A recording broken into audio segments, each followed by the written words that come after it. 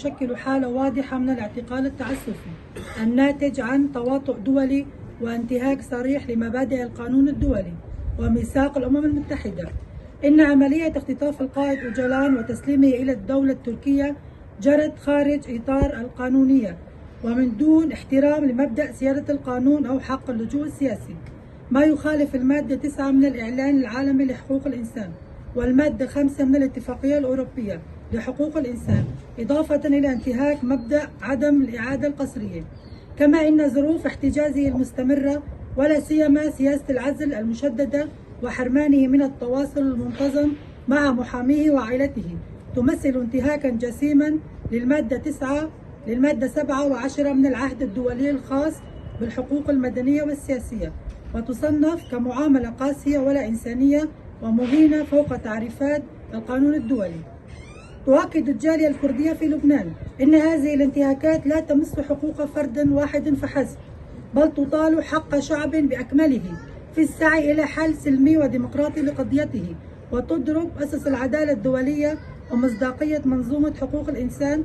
وعليه تطالب الجالية الكردية في لبنان بإطلاق سراحه فورا وإنهاء العزلة المفروضة على القائد عبد الله أوجلان بضمان حقوقه القانونية والإنسانية الكاملة وفق المعايير الدولية، وتحمل المجتمع الدولي مسؤولياته القانونية والأخلاقية تجاه هذه القضية بدعم مسار حل ديمقراطي عادل للقضية الكردية قائم على القانون الدولي وحقوق الشعوب في تقرير مصيرها. إن الصمت الدولي المستمر إزاء هذه الانتهاكات يعد شكلا من أشكال التواطؤ ويقوض الثقة بالعدالة الدولية ومبادئ حقوق الإنسان العالمية. بيان للرأي العام. في الذكرى السنوية لاعتقال القائد الكردي عبد الله أوجلان بتاريخ 15 شباط 1999، تؤكد الجالية الكردية في لبنان أن هذا الاعتقال يشكل حالة واضحة من الاعتقال التعسفي الناتج عن تواطؤ دولي وانتهاك صريح لمبادئ القانون الدولي وميثاق الأمم المتحدة.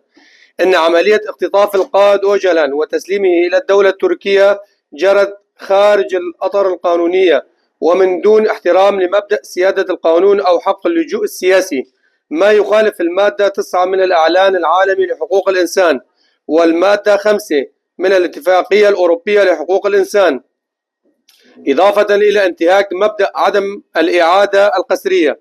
كما أن ظروف احتجازه المستمرة ولا سيما سياسة العزل المشدد وحرمانه من التواصل المنتظم مع محاميه وعائلته تمثل انتهاكا جسيما للمواد 7 و10 من العهد الدولي الخاص بالحقوق المدنية والسياسية، وتصنف كمعاملة قاسية ولا إنسانية ومهينة وفق تعريفات القانون الدولي.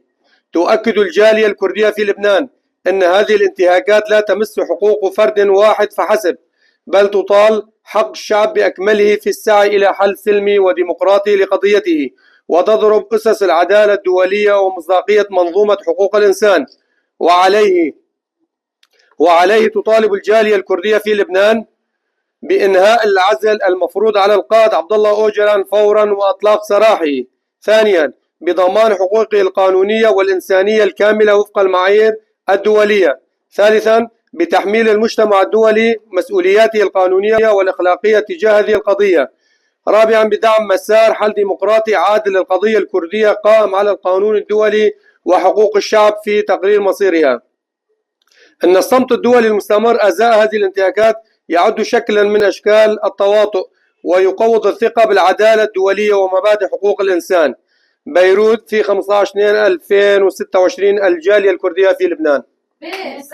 جيان نابي.